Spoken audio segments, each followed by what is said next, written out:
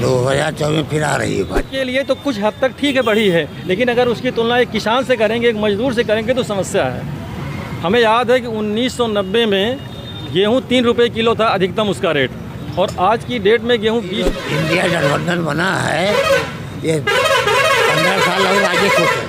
18 से 23 के बीच में, तो बच्चे वहाँ कहाँ दोषी हैं? आज एकाएक सुप्रीम कोर्ट से आर्डर आता है कि प्राइमरी को बाहर किया जाता है। समझौता ही नहीं हो पाएगा, सीटों का बंटवारे नहीं हो पाएगा शुद्ध रूप से। 400 सिलेंडर होने जा रहा है, चुनाव और तभी माने दीजिए।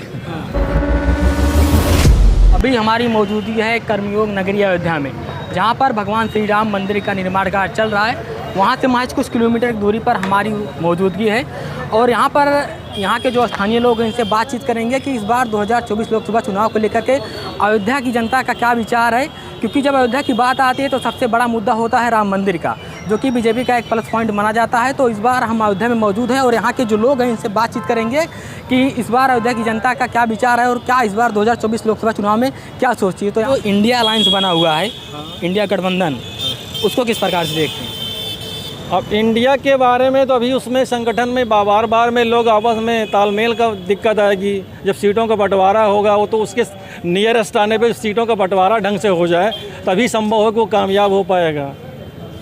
अभी तो मेन मुद्दा उसमें सीटों का बंटवारा है। 543 सीट किस तरह से लोग, कितनी कांग्रेस को देंगे, कितनी सपा को देंगे, कितनी जो अन्य संगठन हैं उनको देंगे, तमाम समस्याएँ हैं। अगर सीटों का बंटवारा बेहतर ढंग से कर लेंगे तब कुछ कामयाब हो पाएंगे, और अगर सीटें के बंटवारे में भी आपस में दूरी बनने लगी तो तब भाजपा का जो 9 साल का कार्यकाल बीत चुका है, तो तब कार्यकाल कैसा रहा? कार्यकाल पॉजिटिव नेगेटिव दोनों रहा है। जैसे जो है राम मंदिर मुद्दे पे तो सरकार पर्यटन के विकास पे आगे बढ़ दिया, तो अच्छा काम कर रही है, लेकिन जो बेरोज़गारी और महंगाई है उससे जनता त्रस्त है, बेरोज़गार परेशान है।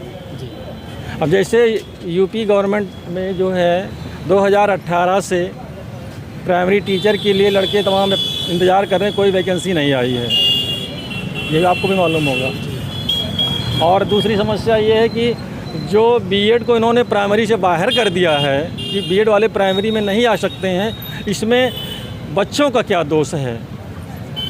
ये 28 जून 2018 का एनसीटीई का जो गजट है, उन्होंने कहा कि बीएड वाले प्राइमरी में रखे जाएंगे, तो बच्चों ने बीएड का किया 18 से 23 के बीच में, तो बच्चे वहाँ कहाँ दोषी हैं? आज एकाएक सुप्रीम कोर्ट से आर्डर आता है कि प्राइमरी को बाहर किया जाता है, तो बच्चों के साथ यहाँ न्याय होना चाहिए। और एनसीटीई जो संस्था है वो केंद्र सरकार की संस्था है, तो केंद्र सरकार और एनसीटीई को मिल करके सुप्रीम कोर्ट में या लोकसभा राज्यसभा में कोई विधेयक ला करके कानून बना करके बीएड वालों को प्राइमरी में रखा जाए। लेकिन सरकार तो कहती है कि अयोध्या में राम मंदिर सबसे बड़ा मुद्दा है, राम मंदिर बन रहा है, हिंदुओं के लिए बहुत बड़ा जो है तो बनी रहा, राम मंदिर कहाँ मुद्दा खत्म हो गया हो। सरकार तो दावे करती है महंगाई बढ़ी है तो लोगों की आमदनी भी बढ़ी है। कहाँ बढ़ी? आमदनी बढ़ी आप लोगों की नहीं बढ़ी? कहाँ बढ़ी बताइए? चलिए मैं एग्जाम्पल दे रहा हूँ। आमदनी बढ़ी है कि नहीं बढ़ी सरकार? सुनिए, पहले हम कर्मचारियों के लिए तो कुछ हद तक ठीक है, बढ़ी है, लेकिन अगर उसकी तुलना एक किसान से करेंगे, एक मजदूर से करेंगे तो समस्या है।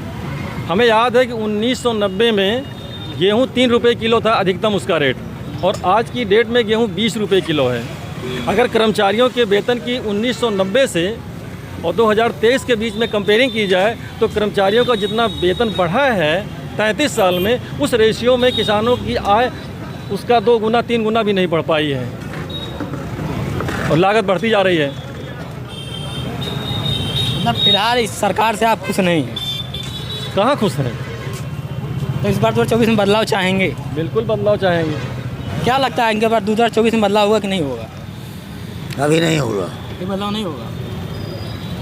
2024 में फिर आ रही है भाजपा, फिर भाजपा आएगी, इसके बाद बदलाव होगा। इसके बाद अभी जो इंडिया गठबंधन बना है, ये 15 साल और आगे सोचें, 15 साल और आगे सोच के अपना वो बना हुए माइक्रो प्लान। मतलब जो इंडिया गठबंधन जो बनी है जिसमें तमाम पार्टियां जुड़ी हुई हैं, वह अभी 2024 में आने लायक नहीं है। समझौता ही नहीं हो पाएगा, सीटों का बंटवारे नहीं हो पाएगा शुद्ध रूप से, कैसे होगा? 6 स्थान उसी में होगा। कर्नाटक में कांग्रेस की सरकार है तो 400 सिलेंडर की हुई है। हाँ, तो यहाँ भी 400 सिलेंडर होने जा रहा है, चुनाव और तभी माने दीजिए। मतलब मानते हैं चुनाव करीब आएगा तो सिलेंडर के दाम घटेंगे, हाँ घटेंगे, उसके बाद बढ़ेंगे, चुनाव बाद। फिर चुनाव बाद बढ़ेंगे। हाँ। और एक क्या? क्वेश्चन मेरा है, जी जैसे कोविड-19 तो अब ख़त्म हो चुका है, फिर ये फ्री राशन को आगे क्यों बढ़ाया गया? जैसे कोविड में लोग जो है रोज़गार नहीं था, अब रोज़गार लोगों को मिल गया है, तो ये फ्री फिर आगे क्यों बढ़ाया गया, फ्री राशन? इसको मैं जानना चाहता हूँ। फ्री राशन तो मिल रहा था, पहले से ही मिल रहा था। नहीं, जब वो बढ़ाया, कोविड जब चल रहा कोविड था, में जो है कुछ उसकी क्वांटिटी बढ़ा दी गई, कुछ ज़्यादा दिया जाने लगा था, कुछ quantity महीने में बढ़ाया- 2 बार दिए जाने लगा था। लेकिन वो फिर आगे क्यों बढ़ाया गया जब कोविड ख़त्म हो गया? वही सरकार की इच्छा है। सरकार की इच्छा है, क्या इसको चुनाव से जोड़ के तो नहीं किया गया है? मई तक बढ़ाया गया है, मई 24 तक, कुछ ऐसा है? चुनाव से लगता है इसे जोड़ा गया है 24 को। अब ये आप बताइए, ऐसा क्यों किया गया है? कुछ आप भी बोलिए। नहीं, हमको तो बोलना रहेगा, भाई बोलेंगे, लेकिन अभी पब्लिक ओपिनियन ले रहे हैं, तो जनता की क्या राय है तो इस मुद्दे पे? देखिए, कोई भी चीज़ जब फ्री मिलती है तो उसका कोई महत्व नहीं समझता है, चाहे वो फ्री एजुकेशन हो चाहे फ्री राशन हो, क्योंकि फिर उसमें क्वालिटी गिरती जाती है, आदमी के अंदर जो है कार्य करने की इच्छा समाप्त होती जाती है। और वर्क इज वर्शिप है, कार्य ही पूजा है। यदि हम कार्य नहीं करेंगे तो हम विकास कैसे कर पाएंगे? बस।